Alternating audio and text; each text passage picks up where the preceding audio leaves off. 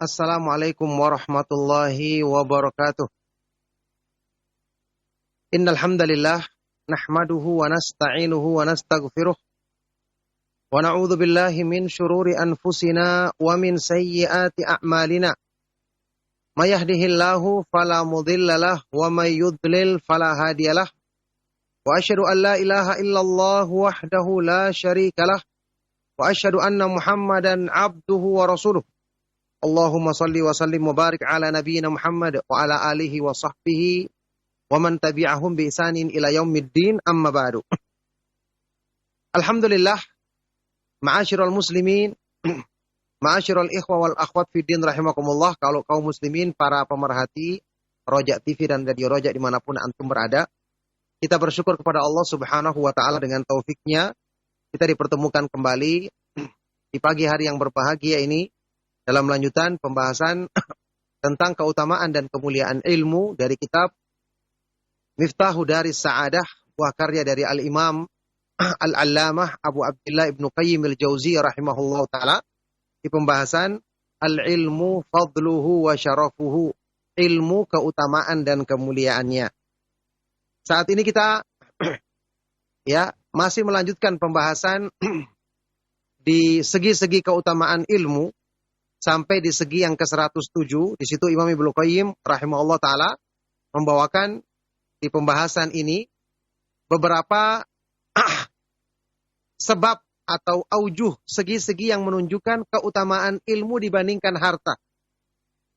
Keutamaan ilmu dibandingkan harta sudah sampai di segi yang ke-31 saat ini insyaallah. Kita baca keterangan Ibnu Qayyim rahimahullah taala dalam kitab ini. Beliau berkata, Al-hadi wa thalathun, segi yang ke-31, annal ladzatal hasilata minal mali wal ghina innama hiya halu tajaddudihi faqat. Kelezatan yang didapatkan dari harta atau kekayaan duniawi itu hanyalah dirasakan ketika tajaddud saja. Terjadi pembaruan, yakni bertambah harta tersebut atau bertambah fasilitas duniawi tersebut. Ketika itu baru kita rasakan kenikmatannya. Nah, wa amma halu dawamihi fa imma an tadhhaba tilkal ladzatu wa imma an tanqus. Adapun kalau seterusnya, pertama orang mendapatkan harta, dia merasa gembira, senang. Atau ketika hartanya bertambah, dapatkan fasilitas yang baru terasa nikmat, gembira. Tapi untuk selanjutnya, setelah dipakai terus-menerus, bisa jadi kelezatan itu sudah hilang sama sekali atau paling tidak berkurang.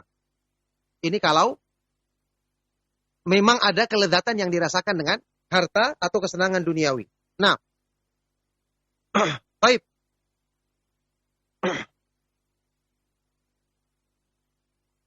Wa yadullu alaihi anna at-tab'a yabqa taliban liginan akhar harisan alaihi wa huwa yuhawilu tahsila ziyadati daiman fi faqrin mustamirrin ghairu muntaqadhin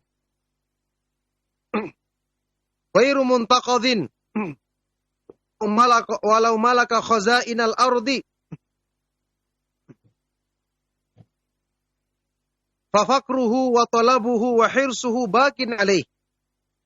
Hal ini dibuktikan, ditunjukkan dengan keadaan tabiat orang yang memiliki harta tadi. Kita lihat tabiatnya atau nafsunya, jiwanya akan selalu menuntut tambahan kekayaan yang lain. Kalau seandainya dia sudah puas, pastinya dia akan berhenti. Ternyata dia akan mencari yang lain. Menuntut tambahan kekayaan yang lain, masih berambisi untuk mencarinya, maka dia akan selalu berusaha mendapatkan tambahan dari harta yang sudah dimilikinya. Dia selalu dalam kemiskinan yang terus-menerus, kebutuhan yang terus-menerus tidak pernah tertunaikan. Meskipun misalnya dia memiliki semua perbendaharaan yang ada di bumi, maka perasaan kurangnya, ambisinya, semangatnya untuk mengejar harta terus ada pada dirinya.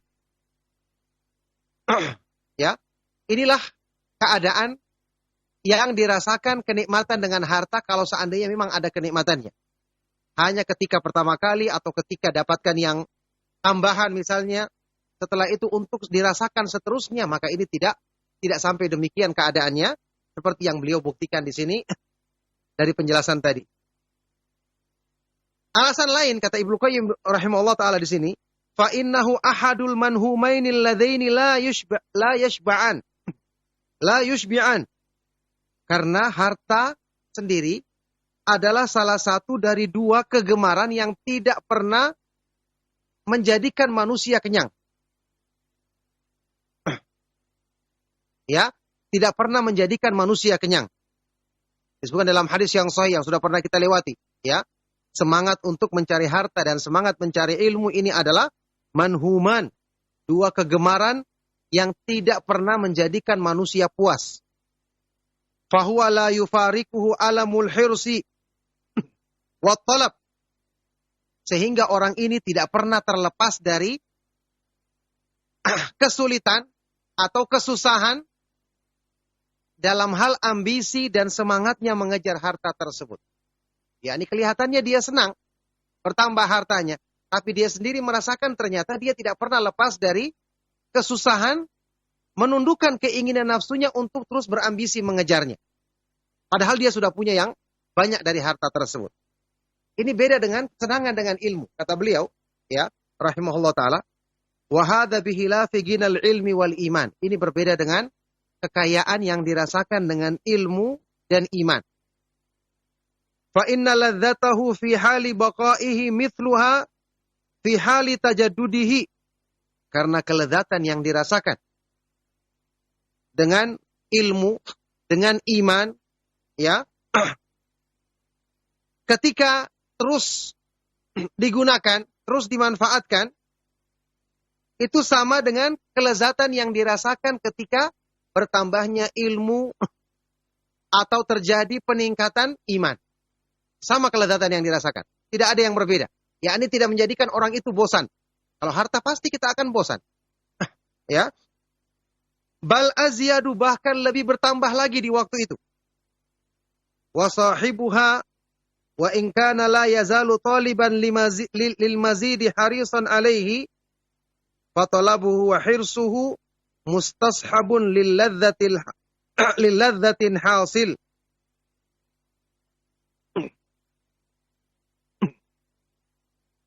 Lilad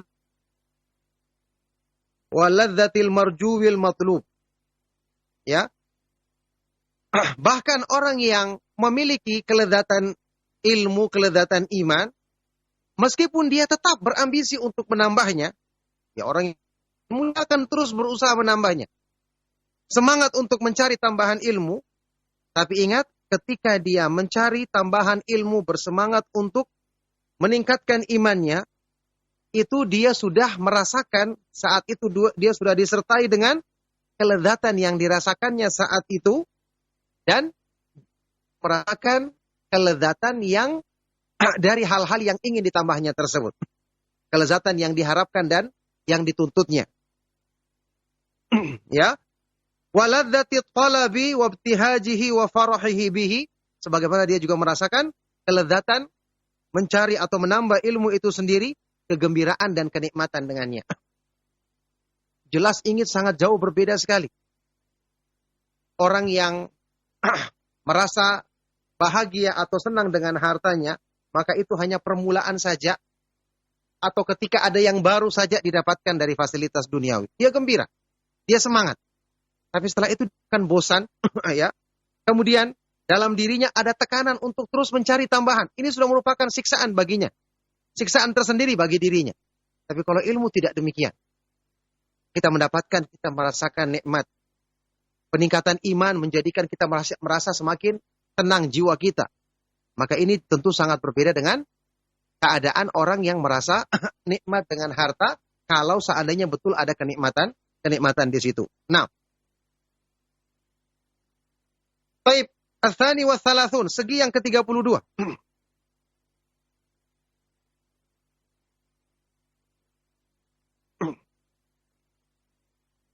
anna ginal mali yastad'il in'ama 'alan nasi wal ihsana ilaihim.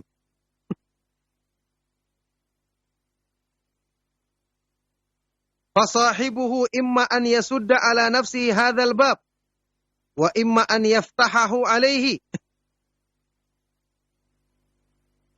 Ya, kekayaan harta, kekayaan dengan harta, yastad'i ini menuntut menuntut kita, menuntut seseorang untuk kepada orang lain, ya menyumbang untuk kepada orang lain atau berbuat baik kepada orang lain. Ya, ini orang yang kaya pasti dengan sendirinya ada tuntutan dari orang lain untuk dia berbagi kekayaannya dengan orang yang tidak mampu, orang yang tidak punya. Maka orang yang memiliki harta, kata beliau, fasahibuhu, ada dua pilihan di hadapannya. Imma an yasudda ala nafsi hadzal bab, bisa dia menutup pintu ini, yakni jangan dia berikan sama orang sehingga dia akan terkenal sebagai orang yang pelit. Ya. Nah, boleh dia, bisa jadi dia akan menutup pintu ini pada dirinya. Wa imma an yaftahahu alaih, atau dia membuka dirinya, yakni memberikan bantuan untuk orang lain. Fa in saddahu ala nafsihi ishtahara 'indan nasi bil bu'di minal khairi wan naf'i fa abghaduhu.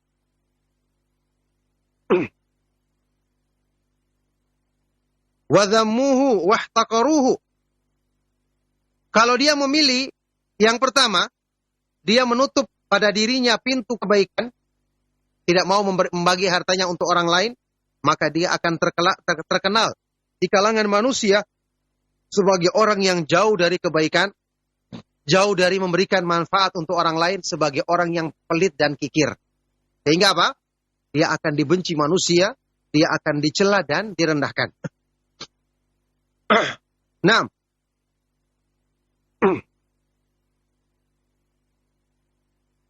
ya, wa kullu man kana baghitan 'inda nasi hakiran ladaihim kana usulul afati wal mudirrati ilaihi asra'a minan nari fil hatabi al yabis. Dan setiap orang yang dibenci di kalangan manusia, direndahkan di kalangan mereka, maka mestinya ya peluang untuk sampainya berbagai macam keburukan atau hal-hal yang tidak menyenangkan kepadanya lebih cepat dibandingkan dengan sampainya kobaran api kepada kayu bakar yang kering. Yakni peluang untuk terjadinya orang menyakiti dia atau orang menimpakan keburukan kepadanya karena dia dibenci, tidak ada yang menyukainya, ini tentu lebih besar. Nah, ini sudah merupakan kerugian tersendiri. Wa minasaili fi munhadarihi, lebih cepat sampainya bahkan dibandingkan air di tempat jatuhnya. Fa idza arafa minal khalqi annahum yamkutunahu wa yubghidunahu wa la yuqimuna lahu waznan ta'allama qalbuhu ghayat at-ta'allumi wa uhdhira al-humuma wal gumuma wal ahzan. Kemudian dia manusia membencinya, tidak menyukainya, tidak menghargainya sama sekali karena pandangan manusia terhadap dirinya, ya, maka hatinya kemudian akan merasakan sakit yang sangat dan selalu dia akan ditimpa kegundahan, kesedihan dan kegalauan. Ini sudah merupakan siksaan bagi dirinya. Kalau dia memilih pintu yang pertama, yaitu tidak mau memberikan hartanya padahal orang tahu dia punya kelebihan harta. Sekarang kemungkinan kedua. Wa in fataha babal ihsani wal ata'i fa innahu la yumkinuhu isalul khairi wal ihsani illa kulli ahad. Sekarang memilih membuka pintu kebaikan, memberi kepada orang lain, yakni membantu orang yang menolong orang dengan hartanya.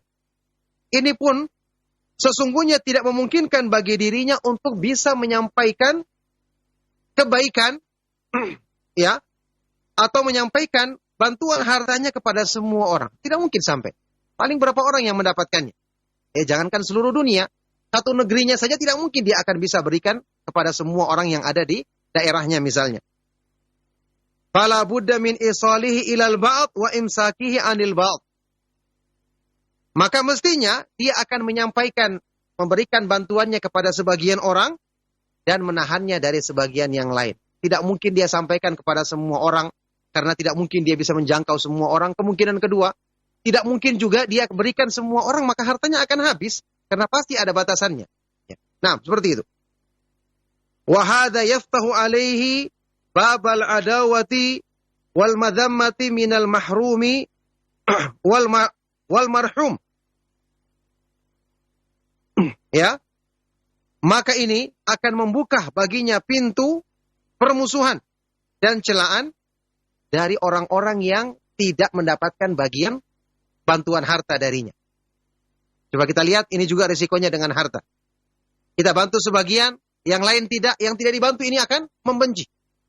Akan marah padanya. Ya.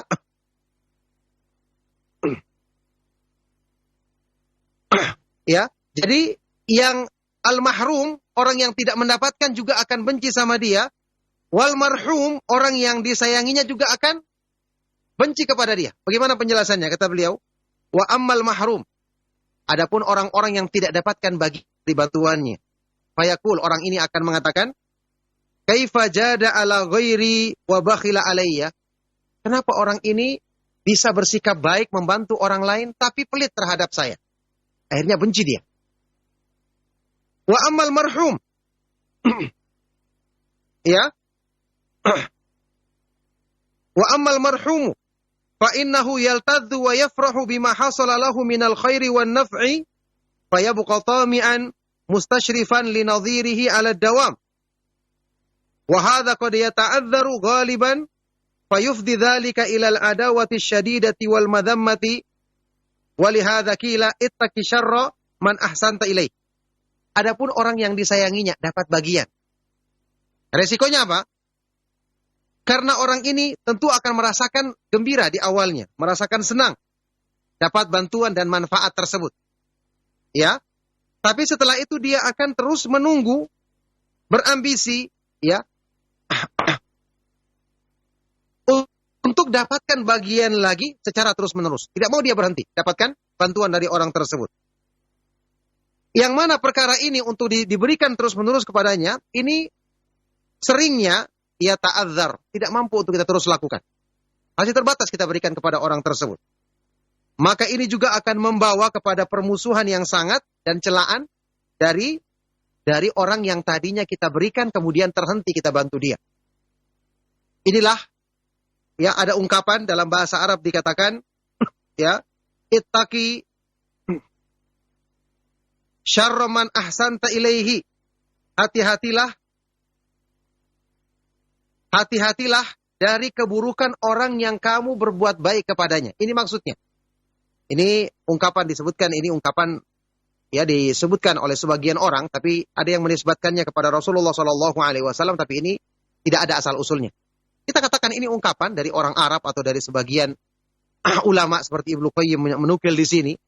Hati-hatilah kamu, waspadalah kamu dari keburukan orang yang kamu berbuat baik kepadanya. Kenapa? Ketika kamu berbuat baik, dia senang. Tapi kalau putus kebaikanmu, selesai sudah. Dia akan membenci. Dia akan berbalik membenci karena sudah terlanjur tadi mendapatkan kesenangan dan kebaikan darimu. Nah, ini keburukan-keburukan yang ada pada kekayaan harta. Kita kasih, tidak dikasih juga ada resikonya besar. Dan selalu membawa keburukan kepada pemilik harta tersebut. Ibnu Qayyim, wa hadhil afatu la ta'ridu fi ghinal ilmi. Keburukan-keburukan ini tidak terdapat pada kekayaan ilmu. Kaya dengan ilmu tidak akan ada resiko-resiko seperti ini. Fa inna sahibahu yumkinuhu badluhu lil alami kullihim wa isyrakuhum fihi wal qadrul mabdhuru minhu bakin li akhidhihi la yazulu bal yattajiru bihi wa huwa kal ghani idza a'tal faqira ra'sa malihi yattajiru bihi hatta yasira ghaniyan mithlahu. ya, keburukan-keburukan ini tidak akan ada pada kekayaan harta, kekayaan ilmu. Yaitu apa? Orang yang punya ilmu, dia mungkin untuk, ya, memungkinkan bagi dirinya untuk mencurahkan ilmunya kepada seluruh alam semesta. Tentu dengan izin Allah. Ya, bahkan dia bisa menjadikan orang lain ikut serta di dalamnya. Dia sebarkan ilmu. Dia mengajar murid-muridnya untuk bisa berilmu seperti dirinya ikut menyebarkannya. Ya, wal qadrul mabdzul minhu, dan pada orang lain bakin li akhidhihi, kadar ilmu yang dicurahkannya itu tetap ada pada orang yang mengambilnya dan tidak akan hilang, ya. Justru dia bisa perniagakan ilmu tersebut, dalam artian dia bisa kembangkan keutamaan ilmu tersebut. Contohnya beliau di sini contohkan, ini permisalannya seperti orang kaya yang memberikan harta kepada orang fakir. Dalam harta berupa ra'sul mal, modal dikasih ke orang fakir. Ya, kemudian orang fakir ini mengembangkan harta tersebut, dipakai untuk berdagang, untuk beli sesuatu, dijual kembali, sampai kemudian lama-kelamaan orang fakir, orang miskin ini bisa menjadi kaya seperti dirinya. Subhanallah. Ya, sehingga orang fakir sendiri pasti kemudian ketika orang fakir ini memberikannya kepada yang lain, ilmu tersebut juga akan kembali lagi kepada dirinya. Tidak akan terputus. Sekarang kalau kita lihat sarana-sarana yang ada saat ini, apa yang beliau katakan ini sangat memungkinkan. Sebuah ilmu yang kita tulis dengan benar, kita sebarkan tentu dengan niat yang ikhlas, Allah akan mudahkan sampai kepada penjuru alam. Apalagi ada yang terjemahkan, kemudian ada yang ikut menyanyi pada orang lain, mungkin sampai orangnya mati pun. Sebagaimana kitab-kitab para ulama yang saat ini kita baca, sudah puluhan bahkan ratusan tahun mereka wafat. Ya, tapi Allah Subhanahu wa taala jadikan keberkahan ilmu mereka sampai saat ini masih tetap mereka dapatkan pahala dan keutamaannya. Inilah keutamaan kaya dengan ilmu. Nah, makanya penderitaan yang dirasakan oleh orang-orang yang kaya dengan harta dalam berbagai risikonya seperti yang dijelaskan tadi, tidak akan dirasakan oleh orang-orang yang berilmu. Nah, baik.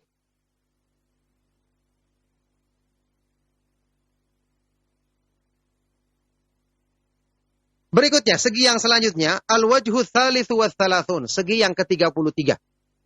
Keutamaan ilmu dibandingkan harta. Anna jam'al mali maqrunun bi thalathati anwa'in minal afati wal mihani. Ini penting juga, ya, kata beliau, orang yang mengumpulkan harta selalu berkaitan dengan 3 macam keburukan dan ujian yang mesti menimpanya. Apa? 3 hal tersebut. Nau'un qablahu wa nau'un inda husulihi wa nau'un ba'da mufaraqatihi. Pertama, kesusahan atau penderitaan, ya, jenis penderitaan yang menimpa dia sebelum mendapatkan harta, sebelum mengumpulkan harta. Jenis yang kedua yaitu ketika sedang mengumpulkannya. Dan yang ketiga setelah harta itu lepas dari dirinya. Karena tidak mungkin harta terus ada pada dirinya. Nah, kita lihat. Wa amma nau'ul awal, jenis yang pertama, fahuwal masyaku wal inkadu wal ankadu wal alamul lati la yahsulu illa biha. Sebelum mengumpulkan harta, dia akan merasakan berbagai macam kesulitan, penderitaan, rasa sakit yang tidak mungkin dia mendapatkan harta kecuali dengan penderitaan-penderitaan ini. Ya, sekedar dia berambisi saja, kemudian sulitnya mencari, sulitnya mengumpulkan, berbagai macam penderitaan, kepayahan yang harus dia curahkan. Ya. Jadi pikirannya susah, badannya capek, ini sudah kita ketahui. tidak akan mungkin didapatkan harta kecuali dengan penderitaan-penderitaan seperti ini, kata beliau.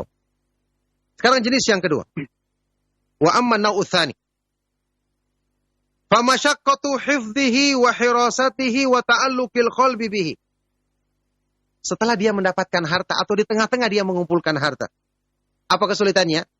Kesulitan menjaganya. Memelihara harta dan keterikatan hati dengannya. Orang yang sudah punya harta, tidak semudah itu dia akan mengeluarkannya. Tentu kecuali kalau orang yang beriman. Pasti hatinya akan terikat terus. Ingin mempertahankannya. Ingin supaya tidak berkurang. Bahkan kalau perlu ditingkatkan lagi. Sehingga secara perasaan di hatinya, dia susah untuk menikmati harta tersebut. Karena ada perasaan tidak ingin mengeluarkannya. Keengganan untuk menjadikan hartanya berkurang. Fala yusbihu illa mahmuman wala yumsi illa magmuman.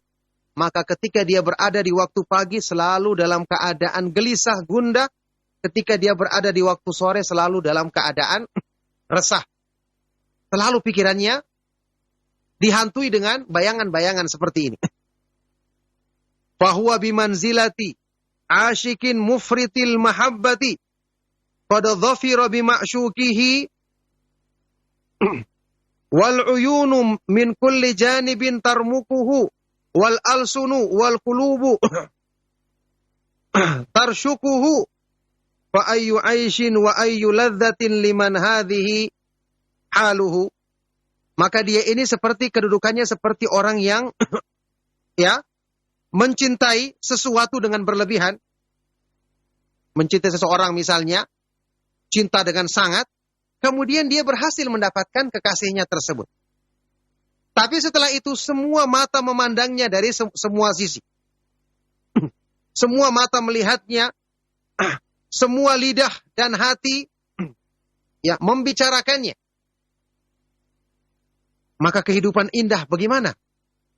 Yang bisa dirasakan kehidupan indah atau yang bisa merasakan kelezatan jika seperti ini keadaannya.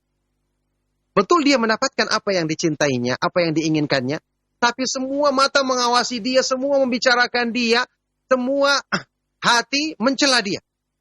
Pasti dia tidak akan betah dengan kehidupan yang seperti ini.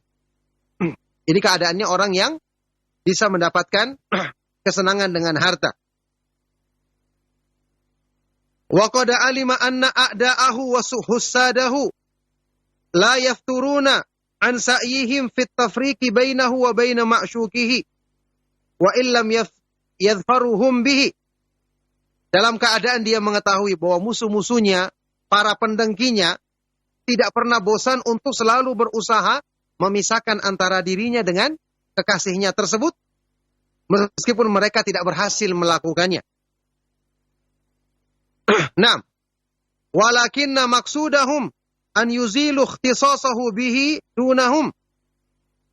Fa in fazu bihi wa illa stawaw fil hirman fazala ikhtisasu al-mu'limu lin-nufusi. Nah, kata beliau, meskipun mereka misalnya tidak bisa mendapatkan apa yang didapatkan oleh orang tersebut, ini tidak bisa merebut kekasihnya, tetapi tujuan mereka untuk sekedar bisa menghilangkan perasaan bahwa dialah satu-satunya yang bisa mendapatkan kekasih tersebut. Kalau mereka bisa mendapatkan, paling tidak mereka ingin bahwa mereka sama-sama merasakan ketidaktenangan. Sehingga hilanglah kehususan yang dirasakan oleh jiwa orang tersebut. Ini mereka semua sama-sama merasakan, tidak ada yang merasakan, al-ikhtisas bisa mendapatkan kekasih tersebut. Ini seperti ini gambarannya, keadaannya. Orang yang merasa bahagia dengan harta, tetapi tetap dia tidak bisa bahagia karena selalu sibuk pikirannya untuk menahankan harta tersebut. Karena memang asalnya harta tidak akan bisa menjadikan hati manusia dan jiwa Walau qadaru ala mithli dzalika ma'al ilmi la fa'aluhu. Walakinnahum lamma alimu sabila ila ilmihi amadu ila jahdihi wa inkarihi liyuzilu anil qulubi mahabbatahu wa taqdimahu wa thana alaihi. Fa in bahara ilmuhu wamtana'a an makayidihi an mukabaratil juhudi wal inkari ramauhu bil adhaim wa nasabuhu ila kulli qabihin liyuzilu minal qulubi mahabbatahu wa yuskinu mawdi'ahu an nafrata anhu wa bughdahu.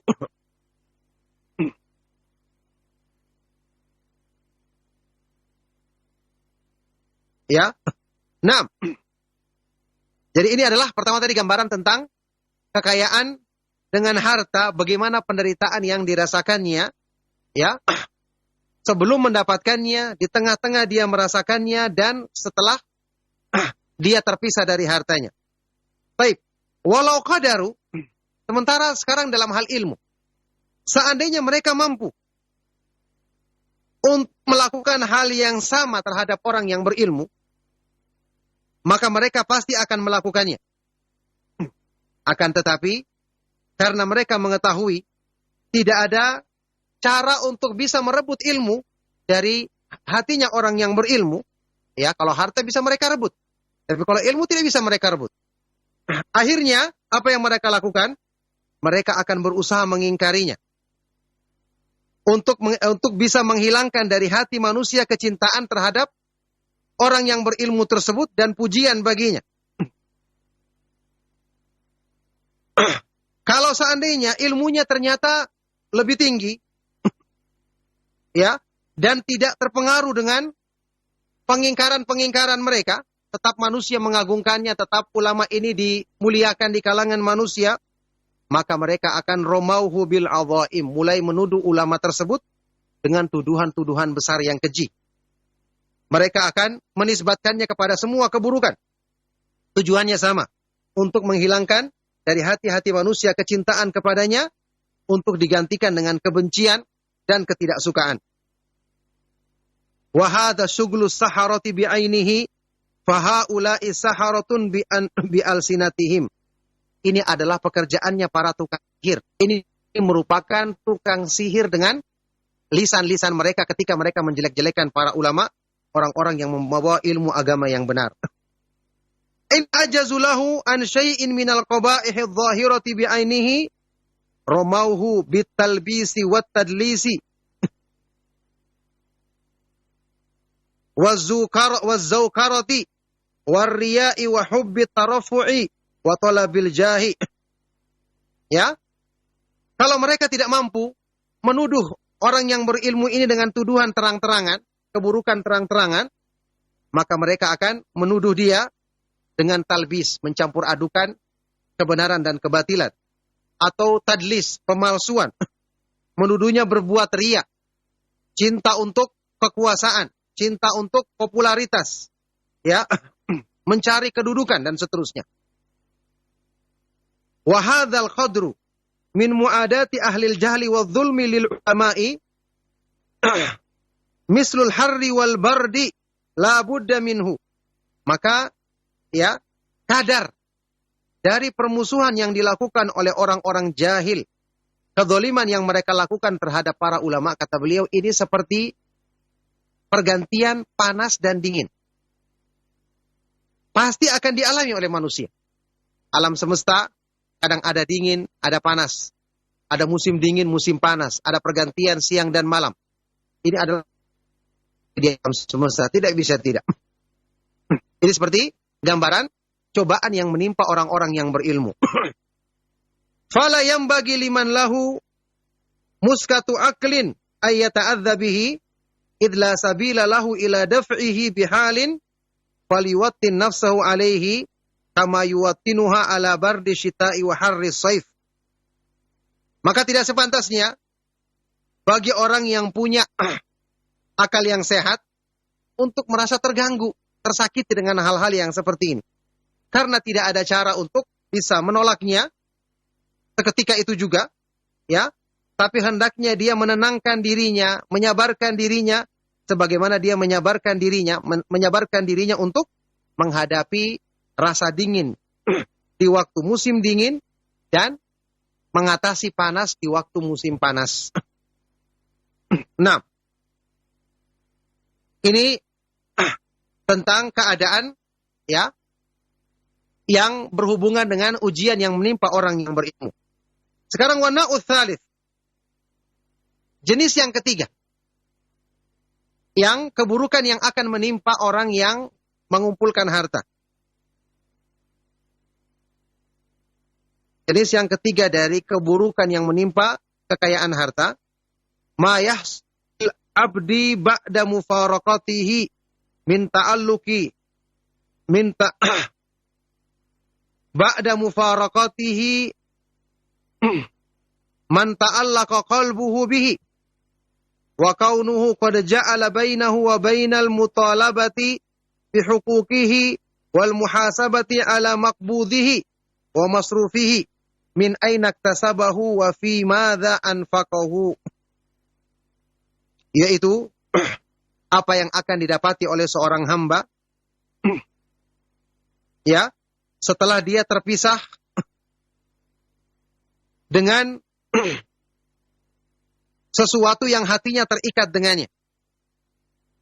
Karena dengan itu, ya, ketika dia meninggalkan dunia ini, karena dengan itu dia akan menjadikan ada tuntutan pada dirinya dari hak-hak harta tersebut. Di akhirat nanti dia akan dituntut. Bagaimana dia menunaikan hak-hak tersebut, harta tersebut. Dia akan dihisab, ya, dapatkannya dihisab.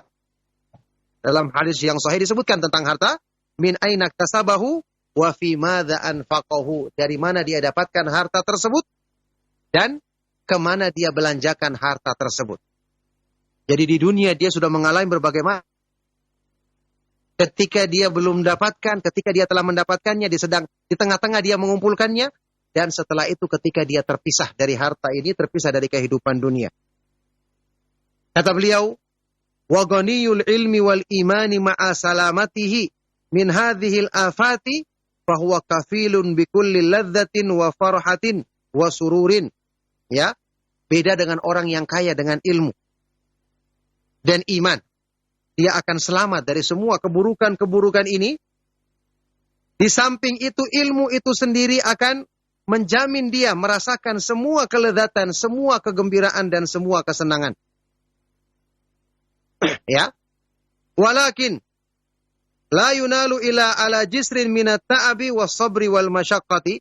Tapi tentu saja ilmu itu, ya, tidak akan bisa didapatkan kecuali dengan melintasi jembatan kepayahan, kesabaran, dan menanggung penderitaan, yakni ujian-ujian dalam menuntut ilmu. Tapi sudah kita tahu, hakikatnya ujian-ujian ini sendiri akan dirasakan nikmat oleh seorang hamba ketika dia benar-benar jujur dan ikhlas. Ya, ini juga segi yang menunjukkan kepada kita bahwa keutamaan dan kemuliaan ilmu jelas sangat dibandingkan dengan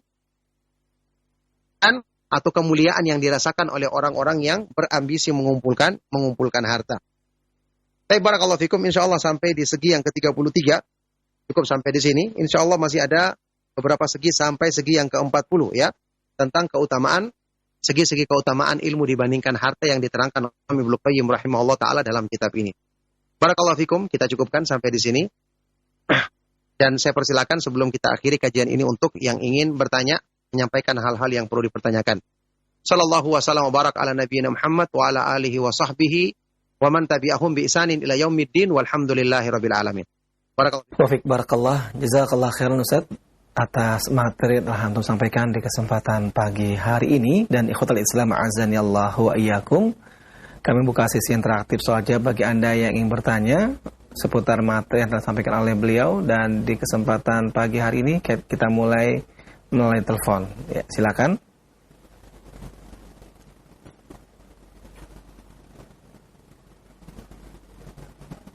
Ya, silakan. Assalamualaikum. Waalaikumsalam warahmatullahi wabarakatuh. Dengan siapa Bapak dan berada di mana? Dengan Abu Hanif di bawah-bawah, Ustaz. Abu Hanif di bawah-bawah. Silakan Abu Hanif. Barakallahu fiikum, Ustaz. Wafik barakallah. Nah, begini, Ustaz. Saya mau tanyakan mana yang lebih tinggi kedudukannya atau derajatnya, sifat takwa ataukah mukmin? Nah, Pak, cukup Pak? Ya, cukup. Ya, terima kasih Abu Hanif atas pertanyaannya dan kepada Ustaz. Assalamualaikum warahmatullahi wabarakatuh. Jazakallahu khairan. Waalaikumsalam warahmatullahi wabarakatuh, dan kepada Ustaz kami persilakan. Barakallahu fikum. Pertanyaan sangat baik sekali dari beliau Abu Hanif tadi kalau tidak salah di bawah-bawah. Semoga Allah Subhanahu wa taala senantiasa melimpahkan kebaikan dan keberkahan kepada beliau, keluarga dan kepada kita semua. Ya. Untuk pertanyaan tadi, mana yang lebih utama, lebih kedudukannya, apakah orang yang bertakwa atau orang yang mukmin? Jawabannya, ini kedua-duanya adalah bisa diartikan satu. Orang yang bertakwa dengan sesungguhnya pasti dia beriman. Karena kata-kata mukmin menunjukkan dia imannya benar. Kalau disebutkan secara mutlak seperti itu. Sebaliknya orang yang beriman pasti orang yang bertakwa. Kecuali kalau dimaksudkan dengan pertanyaan ini mungkin maksudnya iman di sini iman yang tidak mesti iman yang sempurna. Ya. Karena kalau dikatakan orang yang bertakwa pasti imannya sempurna. Seharusnya sebaliknya, asalnya juga kita mengatakan orang yang beriman ini berarti imannya benar, berarti dia orang yang bertakwa. Cuman kalau dirinci lebih lanjut, ya, iman itu kan bertingkat-tingkat. Iman itu orang yang bertingkat-tingkat, ya. Maka ada imannya yang sempurna, ada yang tidak demikian. Kita ketahui, orang yang imannya kurang, kadang-kadang dia melanggar konsekuensi takwa. Takwa itu artinya kan melaksanakan perintah Allah, menjauhi larangannya. Itu makna terjemahan bebasnya, ringkasnya.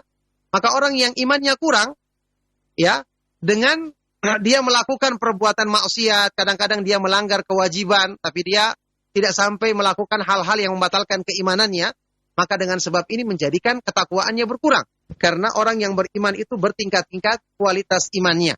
Kalau yang imannya benar, imannya standar, berarti dia sama dengan orang yang bertakwa. Karena orang yang bertakwa pasti beriman, sebaliknya orang yang beriman pasti bertakwa.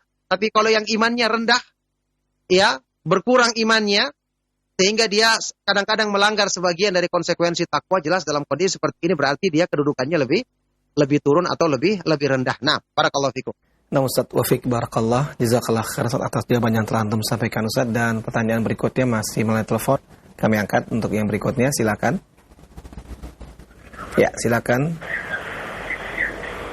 Assalamualaikum Ustaz. Waalaikumsalam warahmatullahi wabarakatuh. Dengan siapa nih Bapak dan berada di mana? Dengan Pak Mul di Medan. Pak Mul di Medan, silakan Pak Mul pertanyaannya. Ada ilmu Ustaz, ilmu yang syar'i. Katakanlah dia bisa melaksanakan ilmunya, tapi ada ayat Ustaz yang membatasinya. Ya ayyuhalladzina amanu qu anfusikum wa ahlikum naro. Jagalah dirimu dan keluargamu. Jadi bagaimana kita memahami ayat ini Ustaz? Kalau kita punya ilmu tapi kita hanya untuk keluarga dan diri sendiri Ustaz. Baik, cukup Pak? Ya, terima kasih Ustaz. Semoga kami dapat ilmu yang bermanfaat. Assalamualaikum warahmatullahi wabarakatuh. Waalaikumsalam warahmatullahi wabarakatuh, dan kepada Ustaz kami persilakan. Ya, barakallahu fikum. Pertanyaan yang sangat baik sekali, yang sangat menarik sekali dari Pak Mul yang ada di Medan. Semoga Allah Subhanahu wa taala senantiasa menjaga beliau dalam kebaikan dan juga kepada kita semua. Ya. Tidak ada pertentangan antara ayat tersebut dengan perintah untuk mengamalkan ilmu, yakni menyebarkan ilmu. Ayat tadi, ya, firman Allah Subhanahu wa taala di surat At-Tahrim, ya ayyuhalladzina amanu qu anfusakum wa ahlikum nara. Wahai orang-orang yang beriman, peliharalah dirimu dan keluargamu dari api neraka. Maksudnya, ajarkan kepada dirimu dan keluargamu, ini kewajiban yang paling utama kamu lakukan.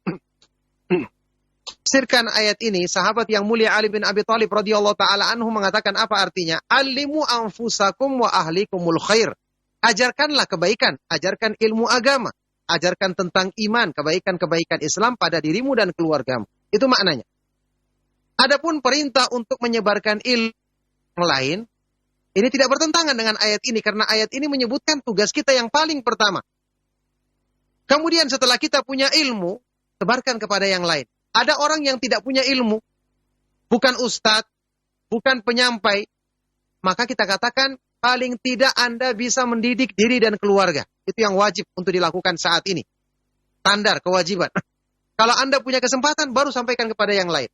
Tidak ada, karena perintah-perintah di ayat-ayat yang lain, di hadis-hadis yang lain, memerintahkan kepada kita untuk mengajarkan atau menyebarkan kebaikan kepada orang lain. Ya, kuntum khaira ummatin ukhrijat linnasi ta'muruna bil ma'rufi wa tanhauna 'anil munkar. Kalian adalah sebaik-baik umat yang dikeluarkan kepada manusia, memerintahkan kepada yang baik dan melarang dari kemungkaran. Sabili ad'u ilallahi ala basiratin ana wa manittaba'ani. Di surat Yusuf ayat 108. Katakanlah wahai Rasulullah kepada semua manusia, inilah jalanku. Aku mengajak manusia ke jalan Allah. Aku dan orang-orang yang mengikutiku. Jadi ini tidak ada pertentangan. Karena ada ayat-ayat yang lain juga memerintahkan kita untuk mengajak orang lain.